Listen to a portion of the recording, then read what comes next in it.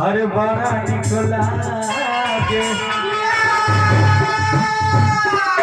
आज ही हवा के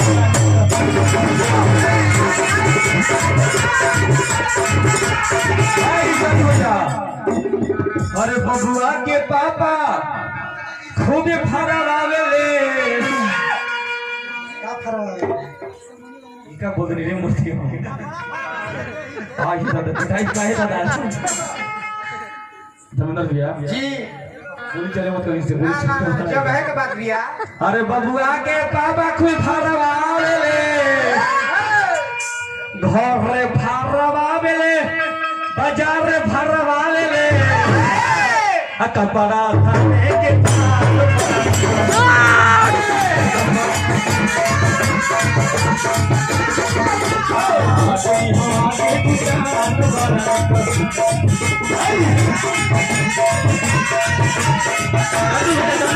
अरे बबुआ के माई खूबे मरवावेली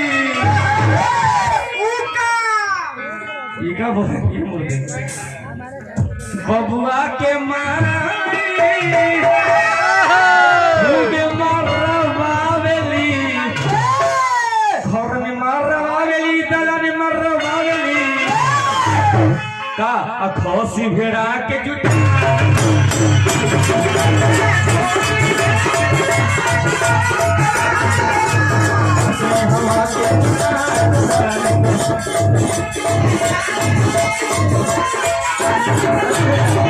मौसी बैठा अब देख मौसा की कैसे थोड़ा हिम्मत जाए बैठेगा।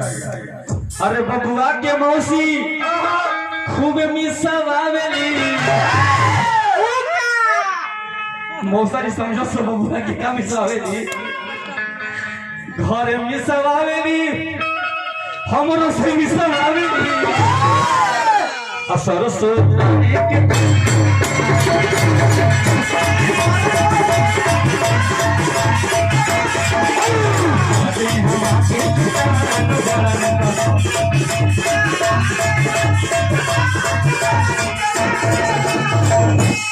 बबुआ के मामा जरूर आए लोहिया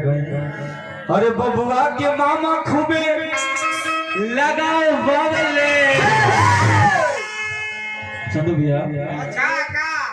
हाँ बेकार बात दिखाई नहीं गा लगावे ने तो का कोई उजाले नहीं थे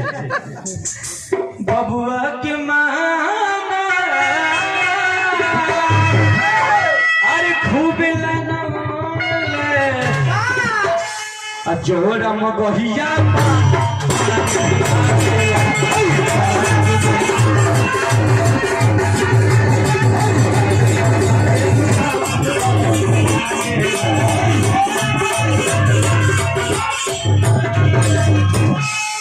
अगर अच्छा लगे ताली बजा के आशीर्वाद दी लोग शोहर के बाद एकदम आप सबके